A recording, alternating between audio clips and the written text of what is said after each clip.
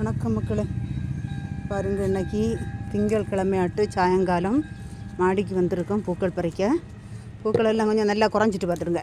ஏன்னா இன்றைக்கி 10-11 நாளைக்கிட்ட ஆகுதா பூக்கள் படைக்க தொடங்கி.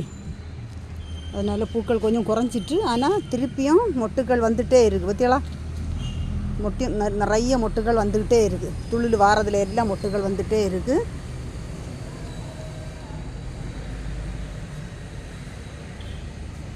எவ்வளவு பூக்கள் கிடைக்குதுன்னு பறிச்சிட்டு சொல்லேன்.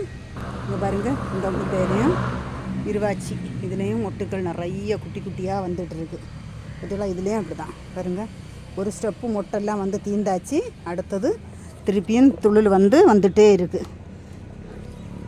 நம்ம தண்ணி விடுவதை விட மழை பெஞ்சு அதில் செடிகளுக்கு நனைவு வந்தால் தான் செடிகள் வந்து நல்ல செழிப்பாக வளருவாங்க. பாருங்கள், சங்கு புஷ்பத்தில் 3 பூ நிற்குன்னு சொன்னா 3 பூவையும் பறிக்கிறேன். இது சிவனுக்கு ஃபேமஸான பூ சங்கு புஷ்பம்.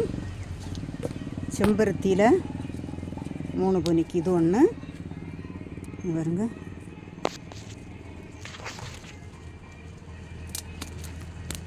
இது ஒன்று, இங்கே ஒன்று.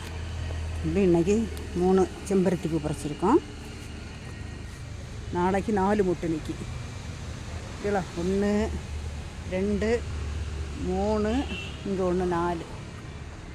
வாடாமல்லிலையும் கொஞ்சம் பூக்கள் பறிக்கும். நித்தியமல்லிலையும் மொட்டுக்கள் நிற்கி. அதையும் பறிச்சிட்டு காட்டேன். திங்கள் சாயங்காலம் பண்ணின அறுவடை. 3 செம்பருத்தி பூ, வாடாமல்லி, பாருங்க, குழலு பூ, சங்கு புஷ்பம், செம்பருத்தி, மல்லிகை, நித்தியமல்லி. இது பிடிச்சிருந்தால் லைக் பண்ணுங்கள், ஷேர் பண்ணுங்கள். திங்கள் சாயங்காலம் பண்ணின அறுவடை. வணக்கம்.